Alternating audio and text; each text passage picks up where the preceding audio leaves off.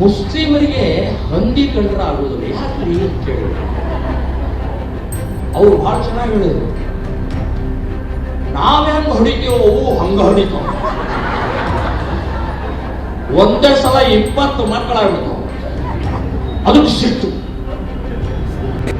ಎಲ್ಲಿಯವರೆಗೂ ಲವ್ ಜಿಹಾದ್ನ ಬಗ್ಗೆ ಮಾತಾಡ್ತಾ ಇರೋಣ, ಸ್ವಲ್ಪ ಬದಲಾವಣೆ ತರೋಣ. ನಮ್ಮ ಮಕ್ಕಳಿಗೂ ಹೇಳೋಣ, ಗಂಡ್ ಮಕ್ಕಳಿಗೂ ಹೇಳೋಣ. ಎಷ್ಟು ದಿನ ಅಂತ ನಮ್ದೇ ಹೆಣ್ಮಕ್ಳನ್ನ ನೋಡ್ತಿರ್ತೀಪ. ಹುಡುಗಿ ಸಿಗ್ಲಿಲ್ಲ ಅಂತ ಎಷ್ಟು ದಿನ ಅಂತ ಹೇಳ್ತಿರ್ತೀಯ. ಸ್ವಲ್ಪ ಬೇರೆಯವ್ರನ್ನು ನೋಡಲ್ಲ. ಆದ್ರೆ ನಿನ್ನ ತೀರ್ಮಾನ ಮೆಟ್ಲಲ್ಲಿ ನಾನು ಮಾಡ್ತೀನಿ.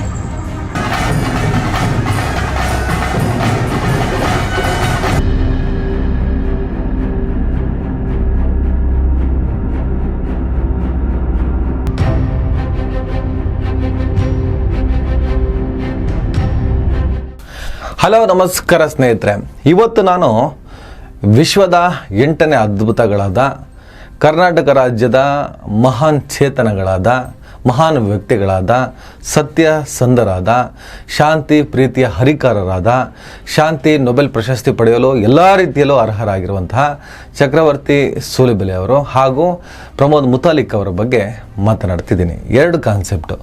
ಒಂದು, ಕೊರಗಜ್ಜನಿಂದ ತಪರಾಕಿ ತಿಂದಂತಹ ಸೂಲಿಬೆಲೆ. ಇನ್ನೊಂದು, ಮುಸಲ್ಮಾನರಿಗೆ ಹಂದಿಗಳು ಕಂಡ್ರೆ ಆಗಲ್ಲ, ಯಾಕಂದರೆ ಅವರು ಹಂದಿಗಳ ಥರ ಮಕ್ಕಳನ್ನು ಹುಟ್ಟಿಸ್ತಾರೆ. ಹಿಂದೂಗಳು ಹೆಚ್ಚೆಚ್ಚು ಮಕ್ಕಳನ್ನು ಹುಟ್ಟಿಸಿ ಆ ಮಕ್ಕಳನ್ನು ನಾವು ಸಾಕ್ತೀವಿ ಅಂತ ಇನ್ನೊಂದು ಸ್ಟೇಟ್ಮೆಂಟ್ ಕೊಟ್ಟಿದ್ದಾರೆ. ಇದರ ಹಿಂದೆ ಒಂದು ಕತೆ ಇರಬೇಕಲ್ಲ, ಆ ಕಥೆಯನ್ನು ನಿಮಗೆ ಎಕ್ಸ್ಪ್ಲೇನ್ ಮಾಡ್ತೀನಿ. ಮೊದಲು ಪ್ರಮೋದ್ ಮುತಾಲಿಕ್ ಅವರ ಬಗ್ಗೆ ನಾವು ತಿಳ್ಕೊಳ್ಳೋಣ. ಸುಮಾರು 30-40 ವರ್ಷಗಳಿಂದ ಹಿಂದೂಗಳ ರಕ್ಷಣೆ, ಹಿಂದೂ ಹೆಣ್ಣು ಮಕ್ಕಳ ರಕ್ಷಣೆ, ಹಿಂದುತ್ವದ ರಕ್ಷಣೆ, ಈ ಕಾನ್ಸೆಪ್ಟ್ ಮೇಲೆ ಹೋರಾಟ ಮಾಡಿಕೊಂಡು ಬಂದಿರುವಂಥ ಒಬ್ಬ ವ್ಯಕ್ತಿ.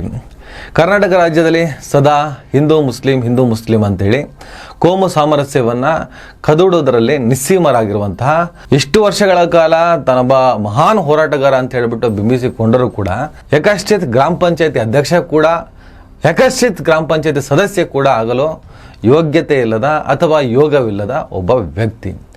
ಪಾಪ MLA ಆಗಬೇಕು, MP ಆಗಬೇಕು, ಏನೇನು ಕನಸುಗಳನ್ನೆಲ್ಲ ಹೊದ್ಕೊಂಡ್ರೆ BJP ಅವರಿಗೆ ಮಣೆ ಹಾಕಲಿಲ್ಲ. ಕಳೆದ ವಿಧಾನಸಭೆ ಚುನಾವಣೆಯಲ್ಲಿ ಕಾರ್ಕಳ ವಿಧಾನಸಭಾ ಕ್ಷೇತ್ರದಿಂದ ಸ್ಪರ್ಧೆ ಮಾಡ್ತೀನಿ, ಹಾಗೆ ಮಾಡ್ತೀನಿ, ಹೀಗೆ ಮಾಡ್ತೀನಿ ಅಂತ ಸುನಿಲ್ ಕುಮಾರ್ ಕಾರ್ಕಳ ಅವ್ರ ಮುಂದೆ ನಿಂತು ಠೇವಣಿ ಕಳ್ಕೊಂಡಂಥ ಮಹಾನ್ ವ್ಯಕ್ತಿ ಪ್ರಮೋದ್ ಮುತಾಲಿಕ್. ಆ ವಿಚಾರವನ್ನು ನಾವು ಬದಿಗಿಟ್ಟು ಮಾತಾಡೋಣ. ಈಗ ಪ್ರಮೋದ್ ಮುತಾಲಿಕ್ ಅವರು ಒನ್ಸ್ ಅಗೇನ್ ತಮ್ಮ 20-30 ವರ್ಷಗಳ ಚಾಳಿಯನ್ನು ಮುಂದುವರಿಸ್ತಿದ್ದು, ಇಳಿ ವಯಸ್ಸಿನಲ್ಲಿ ಎಲಿಜಿಬಲ್ ಬ್ಯಾಚುಲರ್ ಪ್ರಮೋದ್ ಮುತಾಲಿಕ್ ನಿನ್ನೆ ಹುಬ್ಬಳ್ಳಿಯಲ್ಲಿ ಶ್ರೀರಾಮ ಸೇನೆ ಆಯೋಜಿಸಿದ್ದ ನೇಹಾ ಹಿರೇಮಠ್ ಕೊಲೆ ಪ್ರಕರಣಕ್ಕೆ 1 ವರ್ಷವಾದಂಥ ಆ ಒಂದು ದುಃಖದ ಸಂದರ್ಭ. ಅದನ್ನು ನಾವು ದುಃಖಿತರಾಗಿ ನೋಡಬೇಕಾಗ್ತದೆ. ಯಾಕಂದರೆ ಆ ಇನ್ಸಿಡೆಂಟ್ ತುಂಬ ಕೆಟ್ಟದಾಗಿದೆ. ಅದು ಆಗಬಾರ್ದು, ಯಾವುದೇ ಹೆಣ್ಣುಮಕ್ಕಳಿಗೆ ಆಗಬಾರ್ದು. ಧರ್ಮಗಳನ್ನು ಮೀರಿ ಯಾವುದೇ ಹೆಣ್ಣು ಮಕ್ಕಳಿಗೂ ಯಾರಿಗೂ ಈ ಥರದ ಸಾವು ಬರಬಾರ್ದು. ಅಂತಹ ದುಷ್ಕರ್ಮಿಗಳಿಗೆ ನಾವು ನೇಣು ಶಿಕ್ಷೆಗೆ ಒತ್ತಾಯ ಮಾಡಬೇಕಾಗುತ್ತೆ. ಆ 1 ವರ್ಷದ ಸಂದರ್ಭದಲ್ಲಿ ಎಲ್ಲರಿಗೂ ತ್ರಿಶೂಲವನ್ನು ಮತ್ತು ಲವ್ ಜಿಹಾದ್ ಪುಸ್ತಕವನ್ನು ಕೊಡುತ್ತಾರೆ. ಲವ್ ಜಿಹಾದ್ ಅನ್ನೋದೇ ಇಲ್ಲ ಅಂತೇಳಿ ಮೊನ್ನೆ ಕೋಲಾರದಲ್ಲಿ ಹಿಂದೂ ಹುಡುಗನ ಜೊತೆ ಮುಸ್ಲಿಂ ಹುಡುಗಿ ಮದುವೆ ಆದ್ಲು. ಮಾಧ್ಯಮಗಳಲ್ಲೆಲ್ಲ ಮಾದರಿ ಮದುವೆ ಅಂತ ಹೆಡ್ಲೈನ್. ಹಿಂದೂ ಹುಡುಗ ಮುಸ್ಲಿಂ ಹುಡುಗಿ ಮಾದರಿ ಮದುವೆ ಅಂತ. ಅದೇ ಉಲ್ಟಾ ಆಗ್ಬಿಟ್ಟಿದ್ರೆ ಮುಸ್ಲಿಂ ಹುಡುಗ ಹಿಂದೂ ಹುಡುಗಿ ಆಗಿದ್ರೆ ಲವ್ ಜಿಹಾದ್. ಹಾಗಾಗಿ ಲವ್ ಜಿಹಾದ್ ಅನ್ನೋದೇ ಇಲ್ಲ, ಅದನ್ನು ಸುಳ್ಳು ಅಂತ ಹೇಳ್ಬಿಟ್ಟು ಕೇರಳ ಹೈಕೋರ್ಟ್ ತೀರ್ಪು ಕೂಡ ಕೊಟ್ಟಿದೆ. ಕೇರಳದ ಒಂದು ಮುಸ್ಲಿಂ ಹಿಂದೂ ಲವ್ ಪ್ರಕರಣವನ್ನು ಉಲ್ಲೇಖಿಸಿ ಲವ್ ಜಿಹಾದ್ ಅನ್ನೋ ಪುಸ್ತಕ ಪಾಪ ಯಾರೋ ಬರೆದಿರ್ತಾರೆ, ಪ್ರೊಪಗಂಡ ಇರೋರು ಆ ಪುಸ್ತಕವನ್ನು ಕೊಡ್ತಾರೆ. ಮತ್ತು ತ್ರಿಶೂಲ, ಹೆಣ್ಮಕ್ಳೆಲ್ಲ ಬ್ಯಾಗಲ್ಲಿ ತ್ರಿಶೂಲ ಇಟ್ಕೊಳ್ಳಿ, ಚುಚ್ಚಿಬಿಡಿ, ಕೊಂದುಬಿಡಿ ಸ್ಟೇಟ್ಮೆಂಟು ಅಣ್ಣಂದು, ಮುತಾಲಿಕ್ ಅಣ್ಣಂದು. ಅದೇ ಹುಬ್ಬಳ್ಳಿಯಲ್ಲಿ ಅಂಜಲಿ ಅನ್ನೋ ಹೆಣ್ಣುಮಗಳು ಮೊಬೈಲ್ ಸ್ವಿಚ್ ಆಫ್ ಮಾಡಿದ್ಲು, ಅವಾಯ್ಡ್ ಮಾಡ್ತಾಳೆ ಅನ್ನೋ ಕಾರಣಕ್ಕೆ ನೇಹ ಪ್ರಕರಣ ಆಗಿ 1 ತಿಂಗಳ ಅವಧಿಯಲ್ಲಿ ಆಕೆ ಮನೆಗೆ ನುಗ್ಗಿ ಕೊಲೆ ಮಾಡಿದ್ನಲ್ಲ ಗಿರೀಶ, ಅವ್ರ ಮನೆಗೆ ಯಾವ ಹೋಗ್ತೀರಿ? 1 ವರ್ಷದ ಕರಾಳ ಸಂದರ್ಭದ ಪ್ರತಿಭಟನೆ ಮಾಡೋದಕ್ಕೆ. ಅಲ್ಲಿ ಗಿರೀಶ ಅಲ್ವಾ ಅಂತಕ, ಇಲ್ಲಿ ಫಯಾಜು. ಇಷ್ಟೇ ಕಾನ್ಸೆಪ್ಟ್. ಈಗ ಮಂಗಳೂರಿನಲ್ಲಿ ಮೊನ್ನೆ ಪಶ್ಚಿಮ ಬಂಗಾಳದ ಒಬ್ಬ ಹೆಣ್ಣು ಮಗಳ ಮೇಲೆ 3 ಜನ ಗ್ಯಾಂಗ್ ರೇಪ್ ಮಾಡಿದ್ರು. ಆ 3 ಜನರನ್ನ ಪೊಲೀಸರು ಅರೆಸ್ಟ್ ಮಾಡಿದ್ದಾರೆ. ಆ 3 ಜನರು ಮುಸಲ್ಮಾನರಲ್ಲ. ಹಾಗಾಗಿ ಮಂಗಳೂರು ಕಡೆ ಇವ್ರು ಯಾರು ಹೋಗೇ ಇಲ್ಲ. ಸ್ನೇಹಿತರೆ, ಅಪರಾಧಗಳನ್ನು ಇವರು ಯಾವ ಥರ ವರ್ಗೀಕರಿಸ್ತಾರೆ ಅಂತ ನೋಡಿ. ಯಾರು ಮಾಡ್ತಾರೆ ಅನ್ನೋದ್ರ ಮೇಲೆ ಇವರ ಆಕ್ರೋಶ ಮತ್ತು ಇವ್ರ ಒಳಗಡೆ ಇರುವಂಥ ಗಂಡಸ್ತನ ಹೊರಗೆ ಬರೋದು. ಆದರೆ ನಾವು ಯಾವತ್ತು ಹಂಗೆ ಮಾಡಲಿಲ್ಲ. ಆರೋಪಿ ಅಪರಾಧಿ ಅವನು ಯಾವುದೇ ಧರ್ಮದವನಾಗಲಿ ಯಾವುದೇ ಜಾತಿಯವನಾಗಿರಲಿ ಕೆರ ತಗೊಂಡು ಹೊಡಿತೀವಿ, ಕ್ಯಾಕರಿಸಿ ಹೋಗಿತೀವಿ, ಮುಲಾಜೆ ಇಲ್ಲ. ನಮ್ಮ ಸ್ಟ್ಯಾಂಡ್ ಇದು, ಅವ್ರ ಸ್ಟ್ಯಾಂಡ್ ನೋಡಿ ನಿರ್ದಿಷ್ಟವಾಗಿ. ಯಾಕಂದರೆ ಪಾಪ ಇವರು ಹಿಂದೂ ಮುಸ್ಲಿಂ ಅಂತ ಮಾಡದೇ ಇದ್ದರೆ ಇವ್ರು ಬೇಳೆ ಬೇಯಲ್ವಲ್ಲ. ಹಾಗೆ ಅಷ್ಟು ಮಾತ್ರ ಅಲ್ಲ, ತ್ರಿಶೂಲವನ್ನು ಕೊಟ್ಟು ಚುಚ್ಚಿ ಗಿಚ್ಚಿ ಅನ್ನೋದಲ್ಲದೆ ಇವರು ಹಂದಿಗಳ ಥರ ಮಕ್ಕಳನ್ನು ಹುಟ್ಟಿಸ್ತಾರೆ. ಹಿಂದೂಗಳು ಕೂಡ ಹೆಚ್ಚೆಚ್ಚು ಮಕ್ಕಳನ್ನು ಹುಟ್ಟಿಸಿ ಆ ಮಕ್ಕಳು ನಾವು ಸಾಕ್ತೀವಿ ಅಂತ ಹೇಳ್ತಾರೆ. ಮುಸ್ಲಿಮರಿಗೆ ಹಂದಿ ಕಂಡ್ರೆ ಆಗೋದಿಲ್ಲ ಯಾಕ್ರಿ ಅಂತ ಕೇಳಿದ್ರು. ಅವ್ರು ಬಹಳ ಚೆನ್ನಾಗಿ ಹೇಳಿದ್ರು, ನಾವ್ ಹೆಂಗ್ ಹೊಡಿತೀವೋ ಅವು ಹಂಗ ಹೊಡಿತಾವ. ಒಂದೇ ಸಲ 20 ಮಕ್ಕಳಾಗ್ಬಿಡ್ತಾವ. ಅದಕ್ಕೆ ಸಿಟ್ಟು. ನಾವು ಶ್ರೀರಾಮ ಸೇನೆಯ ಸಂಘಟನೆಯಿಂದ ನಿರ್ಧಾರ ಮಾಡಿದೀವಿ, 3ನೇ ಮಗು, ಈಗ 1 ಅಥವಾ 2, 3ನೇದು ಇಲ್ಲೇ ಇಲ್ಲ, 3ನೇ ಮಗು ಅದು ಗಂಡಾಗ್ಲಿ ಹೆಣ್ಣಾಗ್ಲಿ, ಆ 3ನೇ ಮಗುವಿನ ಶಿಕ್ಷಣ, ಆರೋಗ್ಯ, ಮದುವೆ, ಉದ್ಯೋಗ ಶ್ರೀರಾಮ ಸೇನೆ ಸಂಘಟನೆ ಕೊಡ್ತೀವಿ. ಪಾಪ ಯಾರೋ ಹುಟ್ಟಿಸೋ ಮಕ್ಕಳಿಗೆ ಯಾರ್ದೋ ಮಕ್ಕಳನ್ನ ನೀವು ಯಾಕೆ ಸಾಕ್ಬೇಕು ಮುತಾಲಿಕ್ ಅವರೇ? ನೀವು ಮದುವೆಯಾಗಿ ನೀವು ಹೆಚ್ಚೆಚ್ಚು ಮಕ್ಕಳನ್ನ ಹುಟ್ಟಿಸಿ, ನೀವು ಹಂದಿಗಳ ಹಾಗೇನೋ ನಾಯಿಗಳ ಹಾಗೇನೋ ಮಕ್ಕಳನ್ನ ಹುಟ್ಟಿಸಿ ಮುತಾಲಿಕ್. ನೀವು ಮೊದಲು ನೀವು ಒಂದಿಷ್ಟು ಮಕ್ಕಳನ್ನ ಹುಟ್ಟಿಸಿ, ಆ ಮಕ್ಕಳನ್ನ ಸಾಕಿ, ಆ ಮಕ್ಕಳನ್ನ ಚೆನ್ನಾಗಿ ಓದಿಸಿ, ಆ ಮಕ್ಕಳನ್ನ ನೀವು ಹೇಗೆ ದಡ ತಲುಪಿಸ್ತೀರಾ ಅಂತ ನಾವೆಲ್ಲರೂ ನೋಡಬೇಕಾಗಿದೆ. ತುಂಬ ಕ್ಯೂರಿಯಾಸಿಟಿ ಇದೆ. ಮೊದಲು ನೀವು ಮಕ್ಕಳನ್ನ ಹುಟ್ಟಿಸಿ. ಈಗ ಗಂಡಸ್ತಾನ ಇನ್ನೊಂದು ವಿಚಾರ, ಅದು ಬೇರೆ. ಯಾರು ಏನೇನೋ ಹೇಳ್ತಾರಪ್ಪ, ಅವ್ರು ಯಾಕೆ ಮದುವೆ ಆಗಿಲ್ಲ ಅಂದರೆ ಬೇರೆ ಬೇರೆ ರೀತಿಯ ದೌರ್ಬಲ್ಯಗಳಿತ್ತು, ಆ ಕಾರಣಕ್ಕೆ ಅದನ್ನು ನಾನು ಒಪ್ಪಕ್ಕೆ ಹೋಗಲ್ಲ. ಯಾಕಂದ್ರೆ ಪ್ರೂಫ್ ಬೇಕಲ್ಲ. ಪ್ರೂಫ್ ಇಲ್ಲದೆ ಸುಮ್ಮನೆ ಬಾಯಿಗೆ ಬಂದಾಗ ಏನೋ ಮಾತಾಡೋಕ್ಕೆ ಆಗಲ್ಲ ನಮಗೆ. ಇರಲಿ, ಯಾವುದೋ ಒಂದು ಧರ್ಮವನ್ನು ತುಚ್ಛವಾಗಿ ನಿಂದನೆ ಮಾಡಿದಾಗ, ಸಮಾಜದ ಸಾಮರಸ್ಯ ಕದಡುವಂಥ ಪ್ರಯತ್ನಗಳಾದಾಗ ನಾವು ಆ ಟಾಪಿಕ್ನ ಹಿಡ್ಕೊಂಬರೋದು. ನಾನು 99% ಕೋಮುವಾದದ ವಿರುದ್ಧದ ಹೋರಾಟ ನಂದು, 99%. ಇನ್ನೊಂದು % ಬೇರೆ ವಿಚಾರದ ಕಡೆ ನಾನು ಗಮನ ಹರಿಸ್ತೀನಿ. ಆ ಕಾರಣಕ್ಕೆ ಸಮಾಜದ ಸಾಮರಸ್ಯ ಕದಡುವ ಯಾವುದೇ ಹೇಳಿಕೆ ಬಂದರೂ ಕೂಡ ನಾನು ಬಿಡಲ್ಲ. ಇದು ನಮ್ಮ ದೇಶ, ಇದು ನಮ್ಮ ದೇಶ, ಇದು ನಮ್ಮ ದೇಶ, ನಿಮ್ಮ ಅಪ್ಪನ ದೇಶ ಅಲ್ಲ. ಇದು ಎಲ್ಲರ ದೇಶ. ಇದು ಭಾರತ ಬಹುತ್ವದ ದೇಶ. ಮುತಾಲಿಕ್, ಈ ದೇಶ ನಿನಗೆಷ್ಟೋ ನಿನ್ನದೆಷ್ಟೋ ಇಲ್ಲಿನ ಮುಸಲ್ಮಾನ, ಕ್ರೈಸ್ತ, ಜೈನ, ಬೌದ್ಧ, ಸಿಖ್ಖರಿಗೂ ಅಷ್ಟೇ.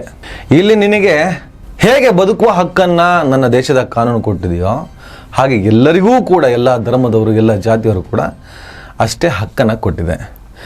ದೊಡ್ಡ ದೊಡ್ಡ ಪುಡಂಗಗಳ ಥರ ಬಂದು ಮಾತಾಡಿ ಆ ಮಕ್ಕಳ ತಲೆ ಕೆಡಿಸ್ಬೇಡಿ.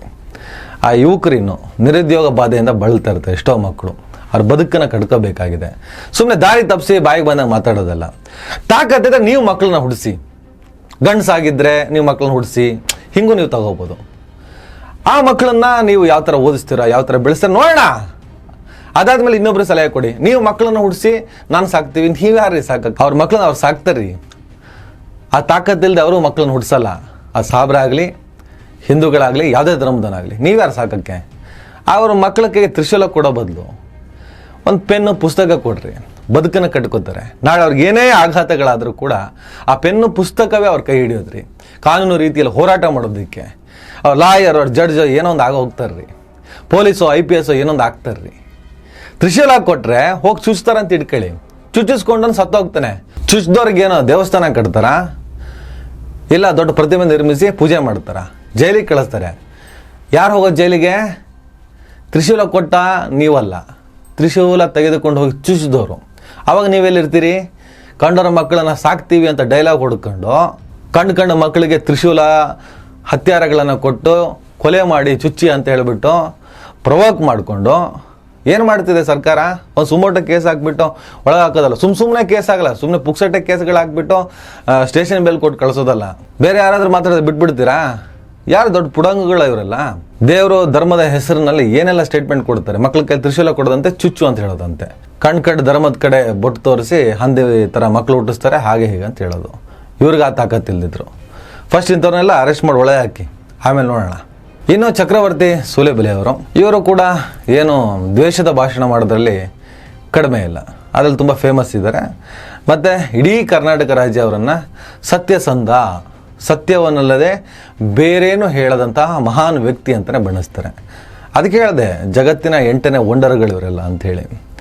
ಇದೇ ಚಕ್ರವರ್ತಿ ಸೂಲಿಬೆಲೆ ಕುತ್ತರ್ನ ಕೊರಗಜ್ಜನ ಸನ್ನಿಧಿಯಲ್ಲಿ ನಮ್ಮ ನಡೆ ಕೊರಗಜ್ಜನ ಕಡೆ ಅಂತ ಹೇಳಿಬಿಟ್ಟು ವಿಶ್ವ ಹಿಂದೂ ಪರಿಷತ್ ಒಂದು ಕಾರ್ಯಕ್ರಮವನ್ನು ಆಯೋಜನೆ ಮಾಡಿರುತ್ತೆ. ಕೊರಗಜ್ಜ ಅಂದರೆ ಒಂದು ಐತಿಹಾಸಿಕ ಭಕ್ತಿ. ಅದು ತುಳುನಾಡಿನ ದೊಡ್ಡ ಸಂಸ್ಕೃತಿ, ತುಳುನಾಡಿನ ದೈವ ಪರಂಪರೆ, ತುಳುನಾಡಿನ ಭಾತೃತ್ವ, ಸೌಹಾರ್ದತೆ, ಅದನ್ನು ನಾವು ಪದಗಳಿಂದ ಬಣ್ಸೋದಕ್ಕೆ ಸಾಧ್ಯ ಇಲ್ಲ. ಕೊರಗಜ್ಜ ಅಂದರೆ ಬಹಳ ದೊಡ್ಡ ಹಿಸ್ಟ್ರಿ. ಅದು ಕೊರಗಜ್ಜನ ಬಗ್ಗೆ ಯಾವತ್ತಾದ್ರೂ ಒಂದಿನ ನಾನು ವಿಸ್ತಾರವಾಗಿ ವಿಡಿಯೋ ಮಾಡ್ತೀನಿ, ಮಾತಾಡಬೇಕು, ಅದು ನಮ್ಮ ಹಕ್ಕು ಕೂಡ, ಮಾತಾಡೋಣ. ಆ ಕೊರಗಜ್ಜನ ಸನ್ನಿಧಿಯಲ್ಲಿ ನಮ್ಮ ನಡೆ ಕೊರಗಜ್ಜನ ಕಡೆ ಅನ್ನುವಂಥ ಕಾರ್ಯಕ್ರಮದಲ್ಲಿ ನಿಂತ್ಕೊಂಡು ಎಷ್ಟು ದಿನ ಅಂತ ನಾವು ನಮ್ಮ ಹುಡುಗಿ ಲವ್ ಜಿಹಾದ್ಗೆ ಬಲಿ ಆಗ್ತಾಳೆ, ನಮ್ಮ ಹುಡುಗಿನ ಮುಸಲ್ಮಾನರ ಮದುವೆ ಆಗ್ತಾರೆ ಅಂತ ಕೊರಗಬೇಕು. ನಾವು ಆ ಹೆಣ್ಣುಮಕ್ಕಳನ್ನು ಅನ್ಯ ಧರ್ಮದ ಹೆಣ್ಮಕ್ಳ ಕಡೆ ಕಣ್ಣು ಹಾಕೋಣ, ಎಷ್ಟು ದಿನ ಅಂತ ನಾವು ಇದನ್ನೇ ಹೇಳ್ತಾ ಇರೋದು ಅನ್ನೋ ಆ್ಯಂಗಲ್ನಲ್ಲಿ ಮಾತಾಡ್ತಾರೆ. ಎಲ್ಲಿಯವರೆಗೂ ಲವ್ ಜಿಹಾದ್ನ ಬಗ್ಗೆ ಮಾತಾಡ್ತಾ ಇರೋಣ, ಸ್ವಲ್ಪ ಬದಲಾವಣೆ ತರೋಣ, ನಮ್ಮ ಮಕ್ಕಳಿಗೂ ಹೇಳೋಣ, ಗಂಡ್ ಮಕ್ಕಳಿಗೂ ಹೇಳೋಣ. ಎಷ್ಟು ದಿನ ಅಂತ ನಮ್ದೇ ಹೆಣ್ಮಕ್ಳನ್ನ ನೋಡ್ತಿರ್ತೀಪ, ಹುಡುಗಿ ಸಿಗ್ಲಿಲ್ಲ ಅಂತ ಎಷ್ಟು ದಿನ ಅಂತ ಹೇಳ್ತಿರ್ತೀಯ, ಸ್ವಲ್ಪ ಬೇರೆಯವ್ರನ್ನು ನೋಡಲ್ಲ. ಆದ್ರೆ ನಿನ್ನ ತೀರ್ಮಾನ ಮೆಟ್ಲಲ್ಲಿ ನಾನು ಮಾಡ್ತೀನಿ. ಕೊರಗಜ್ಜನ ಸಾನ್ನಿಧ್ಯದಲ್ಲಿ ನಿಂತ್ಕೊಂಡು ಒಂದು ಸೆಕೆಂಡ್ ಹಿಂದೂ ಮುಸ್ಲಿಂ ಹೆಣ್ಣು ಮಕ್ಕಳನ್ನು ಹಿಂದೂಗಳು ಲವ್ ಮಾಡಿ ಮದುವೆ ಆಗಿ ಈ ಥರ ಕೋಮು ಪ್ರಚೋದಿತ ಸ್ಟೇಟ್ಮೆಂಟನ್ನು ಕೊಟ್ಟು ಹೋಗ್ತಾರೆ. ಸೂಲಿಬೆಲೆ ಅವರು ಒಂದು ಸೆಕೆಂಡ್ ಅದನ್ನೇ ಹೇಳೋದು, ತಾವು ಕೂಡ ಮದುವೆ ಆಗಲಿಲ್ಲ, ತಾವು ಒಂದ್ಸಲ ಮುಸ್ಲಿಂ ಹುಡುಗಿ ಹೋಗ್ಲಿ ಬಿಡಿ, ಮುಸ್ಲಿಂ ಹುಡುಗಿ ಬೇಡ, ಹಿಂದೂ ಹುಡುಗಿ ಅಥವಾ ಯಾವುದೋ ಒಂದು ಹುಡುಗಿ ತಾವು ಫಸ್ಟ್ ಲವ್ ಮಾಡಿ ಮದುವೆ ಆಗಿ ನಿಮ್ಮ ಅನುಭವಗಳನ್ನು ಆ ನಂತರ ನಿಮ್ಮ ಮಾತುಗಳ ಕಿವಿ ಆಗ್ತಾರಲ್ಲ ಆ ಹುಡುಗರಿಗೆ ಹೇಳಿ, ನೀವು ಹೇಗೆ ಲವ್ ಮಾಡಿದ್ರಿ, ಆಯ್ತು ಮುಸ್ಲಿಂ ಹುಡುಗಿನೇ ಲವ್ ಮಾಡಿ, ಹೇಗೆ ಲವ್ ಮಾಡೋದು, ಹೇಗೆ ಪಟಾಯಿಸೋದು, ಹೇಗೆ ಮದುವೆ ಆಗೋದು, ನಿಮ್ಮ ಅನುಭವಗಳನ್ನು ಹೇಳಿ. ಮೊದಲು ಆ ಕೆಲಸವನ್ನು ನೀವು ಮಾಡಿ, ಕಣ್ಣು ಮಕ್ಕಳಿಗೆ ಯಾಕೆ ಹೇಳ್ತೀರಾ? ಇದಕ್ಕೆ ಸಂಬಂಧಪಟ್ಟ ಅವ್ರ ಮೇಲೆ ಕೇಸ್ ಕೂಡ ಬೀಳುತ್ತೆ. ಅದೇನೇ ಇದ್ರೂ ಕೂಡ ಅವರ ಆ ಸ್ಟೇಟ್ಮೆಂಟನ್ನು ಕೊಟ್ಟಿದ್ದು ಕೊರಗಜ್ಜನ ಸಾನ್ನಿಧ್ಯದಲ್ಲಿ. ಮೊನ್ನೆ ಇದರ ಪ್ರಸ್ತಾಪ ಕೊರಗಜ್ಜನ ಕೋಲ ಅಂದರೆ ದೈವೋತ್ಸವ ಸಮಯದಲ್ಲಿ ಮುಂದೆ ಬರುತ್ತಂತೆ. ಕೊರಗಜ್ಜ ದೇವ ತುಳು ಭಾಷೆಯಲ್ಲಿ ತನ್ನ ತೀರ್ಪನ್ನು ನೀಡುತ್ತೆ. ನನ್ನ ಕ್ಷೇತ್ರವನ್ನು ದ್ವೇಷದ ಮಾತುಗಳಿಂದ ಅಪವಿತ್ರಗೊಳಿಸಬೇಡಿ. ಇನ್ನು ಮುಂದೆ ಇಲ್ಲಿಗೆ ಬರುವ ಭಕ್ತರಿಗೆ ಸ್ವಾಗತ, ಆದರೆ ದ್ವೇಷ ಭಾಷಣಕಾರರಿಗೆ ಅವಕಾಶ ಇಲ್ಲ. ಇಲ್ಲಿಗೆ ಬಂದ ಭಕ್ತರು ದೇವರಿಗೆ ಕೈ ಮುಗಿದು ಹೋಗಬೇಕು ಅಂತ ಘೋಷಿಸಿತು ಅಂತ ತಿಳಿದು ಬಂದಿದೆ. ಕರ್ನಾಟಕದ ಅತ್ಯಂತ ನಂಬಿಕಸ್ಥ ಪತ್ರಿಕೆ ವಾರ್ತಾ ಭಾರತಿಯಲ್ಲಿ ಇದಕ್ಕೆ ಸಂಬಂಧಪಟ್ಟಂತ ರಿಪೋರ್ಟ್ ಬಂದಿದೆ. ಇನ್ನು ಮುಂದೆ ಈ ಕಡೆ ಬರಬೇಡ ನೀನು ಸೂಲಿಬೆಲೆ ಅಂತ ಡೈರೆಕ್ಟಾಗಿ. ಕೇವಲ ಸೂಲಿಬೆಲೆ ಮಾತ್ರ ಅಲ್ಲ, ಅವ್ನು ಯಾವ ಧರ್ಮಕ್ಕೆ ಬೇಕಾದ್ರೆ ಸೇರಿರಲಿ, ದ್ವೇಷ ಭಾಷಣ ಮಾಡೋರು ಅಪ್ಪಿತಪ್ಪಿಯೂ ನನ್ನ ಕಡೆ ಬರಂಗಿಲ್ಲ.